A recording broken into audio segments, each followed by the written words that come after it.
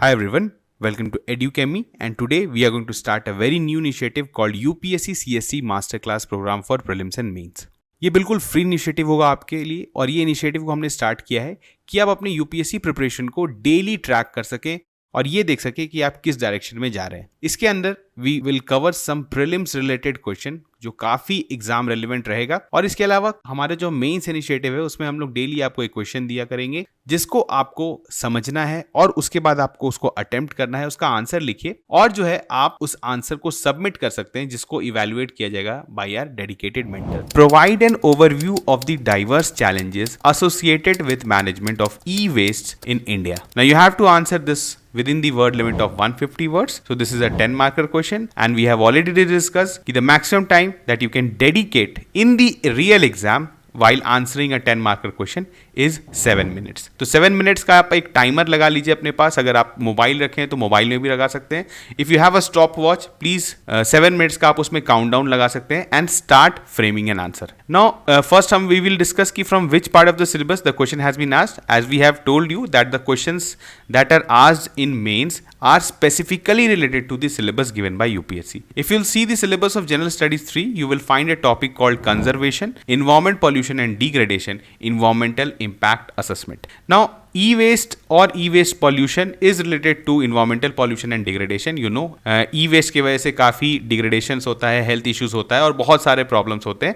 And we are going to discuss कि यही सारे problems जो हैं इंडिया के context में क्या क्या problems हैं. And then we will also give way forward also because we have already told you कि even if the question is not asking about way forward और आगे क्या होना चाहिए, steps to improve क्या होना चाहिए, you should always write in questions like these. So now we are going to start and again one thing more what we are going to categorize is the difficulty of this question. You can keep this question in L2 level. It's a pretty basic question relating to e-waste because if you are preparing for mains, if you have written answers on environment then you must have come across this question e-waste. अगर आपने इसके बारे में लिख रखा है answer तो आपको इसमें बहुत फायदा होने वाला है, आपको प्रॉब्लम्स पता है.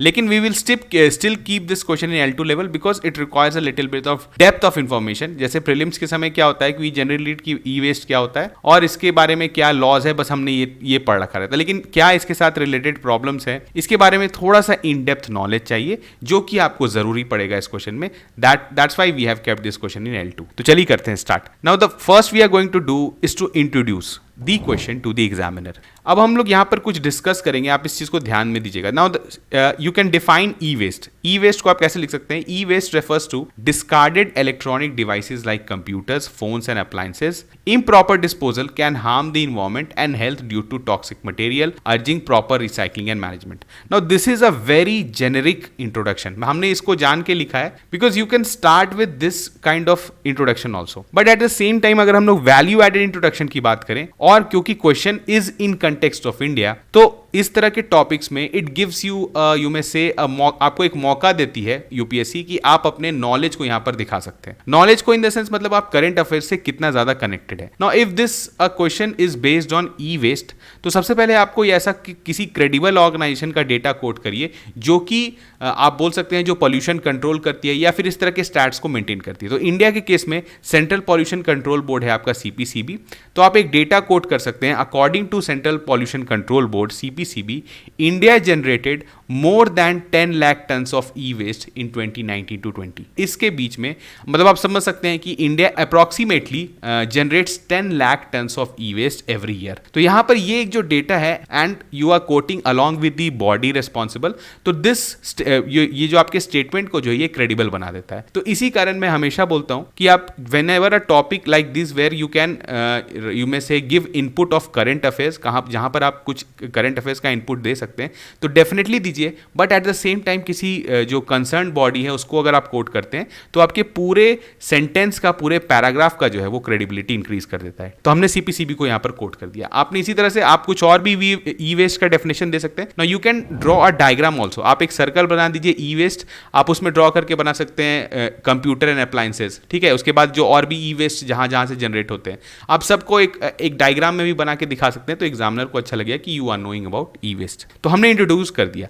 नाउ देखिए, इसमें सबसे essential and the main focus of this question is what are the challenges associated with management of e waste. ठीक है, तो सबसे पहले हम लोग जो है मेजर फोकस जो देने वाले हैं that is related to challenges. जितना भी ज्यादा आप चैलेंजेस सोच सकते हैं आप उतना चैलेंजेस इसमें लिखिए and then we will give the way forward. Now the challenges include, हम लोग एक एक करके चैलेंजेस डिस्कस करते हैं। सबसे पहला है inadequate infrastructure. Now India's recycling facilities often lack the necessary equipment and technology to safely handle and recycle e waste, resulting in informal and unsafe recycling method.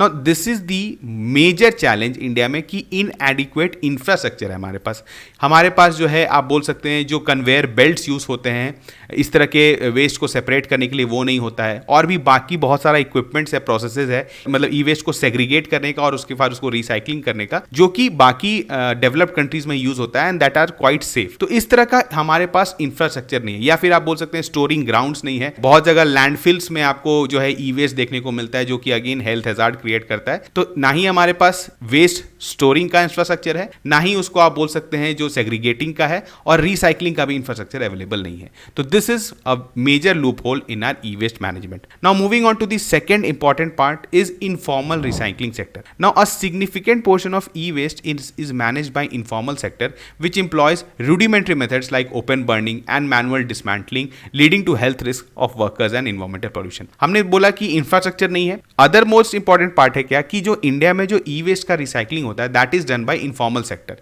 Informal sector मतलब क्या हुआ कि आप जो है सिर्फ आप वेस्ट कलेक्ट कर रहे हैं, अपने पास ला रहे हैं और आप मैनुअली सेपरेट कर रहे हैं उसको। ठीक है, कोई इंडस्ट्री कोई रेगुलेशन के विदिन वो काम नहीं कर रहा है। And the most important part यहां पर आप अंडरलाइन करके लिख सकते हैं कि 4.5 लाख चाइल्ड लेबर्स जो है in the age group of 10 to 14 are observe to be engaged in various e waste management. अब ई वेस्ट सेग्रीगेशन में चाइल्ड लेबर को एक्टिवली यूज किया जाता है, जबकि आपको पता है this is banned by law. आप इस तरह के हजार्डस ऑक्यूपेशंस में चाइल्ड लेबर यूज नहीं कर सकते हैं, और ऐसे भी आप चाइल्ड लेबर किसी भी तरह से यूज नहीं कर सकते हैं। तो आप समझ सकते हैं कि इनफॉर्मल सेक्टर के होने की वजह से ये बहुत बड़ा हेल्थ हैजार्ड भी क्रिएट कर रहा है। तो यहां पर हमने देख लिया first inadequate infrastructure and the second is informal recycling sector. इसके बाद हम लोग बात करते हैं, देखिए, policy and regulatory gaps. Where are there are regulations in place of e waste management, enforcement and compliance remain inconsistent. हम लोग आगे डिस्कस करेंगे कि हम लोग के पास कैसे ई वेस्ट मैनेजमेंट रूल्स है। ठीक है, हमारे पास पॉलिसी है, हमारे पास रूल्स है, लेकिन उसको इंप्लीमेंट करने के लिए we don't have appropriate authority. ठीक है, यहां पर होता क्या है कि जनरली देयर इज यहां पर सब अपने एक तरह से बोल सकते हैं जो उनका ड्यूटी है, जैसे आप स्टेट गवर्नमेंट को बोल सकते हैं, फिर आप जो है लोकल सेल्फ गवर्नमेंट की बात कर सकते हैं, अर्बन लोकल बॉडीज होती हैं। तो ये क्या होता है कि कोई भी रिस्पॉन्सिबिलिटी नहीं लेना चाहता है इसके इंप्लीमेंटेशन का। ठीक है, तो यहाँ पर एक हम लोग देखेंगे कि there is a mismatch of authority, जो कि आगे हम लोग देखेंगे कि उसको कैसे हम लोग लूप होल्स में कवर कर सकते हैं। इसके बाद हेल्थ एंड इन्वायरमेंटल इंपैक्ट की बात करें तो unsafe handling and disposal of e waste leads to soil, water and air pollution, posing health risk to both humans and ecosystem. आप कुछ डिजीजेस को कोट कर सकते हैं जिससे मतलब जो ई वेस्ट से जनरेट होने वाले जो पॉल्यूटेंट्स है वो कॉज कर सकते हैं, जैसे मिनामाटा आपको पता है ड्यू टू मर्क्यूरी है, इटाई डिजीज है, सिलिकोसिस है, और भी डिफरेंट डिजीज है। इवन जो है आपको पता है इस तरह के एलिमेंट से एक्सपोजर होने से, लॉन्ग टाइम एक्सपोजर होने से आपको डिफरेंट टाइप ऑफ कैंसर्स भी होने का चांसेस होता है, तो आप उसको भी कोट कर सकते हैं। तो this is also a major challenge in you may say the e-waste management in India। इसके बाद कुछ अब हम लोग इंपॉर्टेंट और जो चैलेंजेस है उसको कोट करते हैं। जैसे एक है डेटा सिक्योरिटी। डेटा सिक्योरिटी का क्या बात है कि आपको पता है कि जो हमारे यहाँ इलेक्ट्रॉनिक डिवाइसेज हैं वो किसी सेंसिटिव ऑफिस से आ सकते हैं, किसी कॉर्पोरेट ऑफिस से आ सकते हैं, बहुत बड़े जगह से आ सकते हैं, या इवन आपका पर्सनल डेटा भी है। तो आप जब इसको डिस्कार्ड करते हैं तो there is a high probability कि that this data might get leaked, and अगर इस गलत हाथ में पड़ जाता है, अगर इसको कोई मिसयूज करना चाहता है तो ये कर सकता है। क्योंकि आपको पता है टुडे वी आर मतलब sharing a different kind of data with our electronic devices like our identity, our banking system का जितना भी इंफॉर्मेशन है वो सारा चीज स्टोर रहता है, और बहुत सारा इवन जो गवर्नमेंट ऑर्गेनाइजेशंस के अंदर भी जो बहुत इंपॉर्टेंट डेटाज है वो भी जो है ई वेस्ट में जब जनरेट होता है तो उससे वहां से लीक हो सकता है। तो यहाँ पर एक अनऑथराइज्ड एक्सेस होने का ऑफ सेंसिटिव इंफॉर्मेशन ये एक चांसेस रहता है। तो इसे भी हमें पहले जो है ठीक करना पड़ेगा। बिफोर डिस्कार्डिंग एनी ई वेस्ट आपको क्या क्या चीज़ों को का फॉलोअप करना चाहिए ताकि आपका डेटा लीक नहीं हो पाए। नाउ इसके बाद देखिए इंपॉर्टेंट चीज़ क्या है, एक है रिसोर्स रिकवरी। रिसोर्स रिकवरी आपको एक सरल भाषा में अगर समझाने की कोशिश करें तो देखिए जो आपके इलेक्ट्रॉनिक सर्किट्स बनते हैं, जो ई वेस्ट में जो सर्किट्स होते हैं, उसमें we use very important minerals उसके मैन्युफैक्चरिंग में, जैसे कुछ रेयर अर्थ मिनरल्स हम लोग यूज़ करते हैं एंड इवन इफ यू से सम प्रेशियस मेटल्स भी यूज़ करते हैं जैसे गोल्ड का भी आपको सर्टेन अमाउंट ऑफ गोल्ड आपको इलेक्ट्रॉनिक्स में मिल जाएगा। ठीक है, कहीं कहीं कोई सर्किट डिज़ाइन करने में, सेमीकंडक्टर्स डिज़ाइन करने में हम लोग यूज़ कर लेते हैं। तो अब क्या होता है कि आप चाहें तो इस इलेक्ट्रॉनिक वेस्ट से आप बहुत सारे वैल्यूएबल चीज़ों को एक्सट्रैक्ट कर सकते हैं, लेकिन हमारे पास अगेन इंफ्रास्ट्रक्चर की कमी है, इक्विपमेंट्स नहीं है, so that we can you may say the extract the resources that are present in the e waste. तो ये भी हमारे लिए एक बहुत बड़ा चैलेंज है। और आपको पता है कि if you want to make this if you want to make the supply chain profitable, अगर आपको इस सप्लाई चेन को प्रॉफिटेबल बनाना है तो आपको यहाँ से कुछ इसको कमर्शियल वैल्यू क्रिएट करना पड़ेगा। और ये कमर्शियल वैल्यू यहाँ से होता है कि आप ई वेस्ट से बहुत सारे प्रेशियस मेटल्स निकाल सकते हैं जिसको हम लोग फर्दर मार्केट में सेल कर सकते हैं, या फिर जिसका बहुत मतलब वैल्यू है, कमर्शियल वैल्यू है। अगर आप लास्ट पार्ट या आप लास्ट पॉइंट में लिखना चाहते हैं कि व्हाट आर द चैलेंजेस, तो आप एक बोल सकते हैं e waste import. Now this is a rising challenge for India. अब ये क्या है कि देखिए cross border flow of waste equipment into India, 80% of e waste is in developed countries meant for recycling is set to developing countries such as India, China, Ghana and Nigeria. आपको पता है किसी चैनल्स के through we are buying e waste actually from the developed countries, और developed countries इसको discard करना चाहती हैं तो वो क्या करती हैं, डेवलपिंग कंट्रीज को दे सकती हैं। ठीक है, जैसे साउथ ईस्ट एशिया के कंट्रीज हो गए, साउथ एशिया के कंट्रीज हो गए, तो हम लोग इसको बाई करते हैं and we recycle and all those things. तो लेकिन ये भी एक हमारे यहाँ क्या कर रहा है, इसकी वजह से हमारे यहाँ ई वेस्ट जनरेट हो रहा है। तो एक इंपोर्ट करने का भी जो इशू है, ये भी आप बोल सकते हैं this is also in the challenge of management of e waste. तो now we have discuss the challenges, now moving on to the way forward. Now I have already told you कि that a question is not asking to tell you कि आगे हमें क्या करना चाहिए या way forward क्या होना चाहिए। तो सबसे ज़्यादा बुद्धिमानी का काम होगा क्या कि आप एक पॉइंट इसमें कोट कर सकते हैं कि एक तो steps taken by the government and way forward, आप एक साथ लिख सकते हैं कि गवर्नमेंट ने क्या भी अभी तक स्टेप लिया है और आगे क्या होना चाहिए। तो इसमें सबसे इंपॉर्टेंट जो स्टेप है गवर्नमेंट का, that is e waste management rule 2016। Now 2016 में इसको अमेंड किया गया था अगेन, और ये पहले कब आपका बनाया गया था 2011 में, इसको अमेंड किया गया था 2016 में। अब 2016 में जो इंपॉर्टेंट अमेंडमेंट्स है उसको आप लिख सकते हैं, जैसे ईपीआर। ईपीआर क्या होता है, एक्सटेंडेड प्रोड्यूसर रिस्पॉन्सिबिलिटी। अब EPR we have already seen in plastic management में भी ईपीआर की बात होती है। तो ई वेस्ट मैनेजमेंट में ईपीआर का मतलब क्या हुआ कि जो प्रोड्यूसर है, फॉर एग्जांपल सोचिए एक मोबाइल मैन्युफैक्चरर है, तो मोबाइल मैन्युफैक्चरर ने एक प्रोडक्ट मैन्युफैक्चर किया, एक कस्टमर ने उसे बाई किया। नाउ आफ्टर इट्स यूज, जब उस यूज को जब कस्टमर डिस्कार्ड करने लगता है, तो यहां पर प्रोड्यूसर का एक्सटेंडेड रिस्पॉन्सिबिलिटी है कि उस, आप बोल सकते हैं, जो वेस्ट जनरेट हो गया है उसको वो वहां से कलेक्ट करे और उसको रिसाइकिल करे। तो यहां पर जो है आपको जो है डीलर्स को बना दिया गया है, shall have responsibility to collect on behalf of producers. तो जो भी ये जो इलेक्ट्रॉनिक वेस्ट के डीलर्स हैं, इन्हीं का रिस्पॉन्सिबिलिटी बना दिया गया है कि you have to collect the you may say the e waste on behalf of producers. इसके बाद देखिए कुछ इंपॉर्टेंट चीज हैं जो कि इंक्लूड किया गया है। CFL और other mercury containing lamps have been brought under its ambit. पहले जो है देखिए CFL और मर्क्यूरी लैम्प्स को ई वेस्ट के कैटेगरी में या रूल्स के अंदर कंसिडर नहीं किया था, अब इसको इसके अंडर कंसिडर किया जा रहा है एज अ ई वेस्ट। इसके बाद refurbished government and urban needs to collect e-waste generated during refurbishing. State local bodies have been assigned responsibility. देखिए रूल्स में ये सब चेंज किया गया है, तो आप इसको जरूर कोट करिए कि पहले क्या था कि अथॉरिटी असाइंड नहीं था। सेंट्रल गवर्नमेंट बोलती थी स्टेट गवर्नमेंट करेगी, स्टेट गवर्नमेंट बोलती थी कि अर्बन लोकल बॉडी करेगी, लेकिन यहाँ पर बोला गया है कि स्टेट लोकल बॉडीज को have been assigned the responsibility to oversee the, आप you may say e waste management and applicability has been extended to components and spare parts. Components and spare parts of electronics में भी आपको ये extend कर दिया गया rule है, ये सारा रूल उसमें अप्लाई होगा। तो एक तरह से आप बोल सकते हैं these are the change in policy and guideline जो कि गवर्नमेंट कर रही है।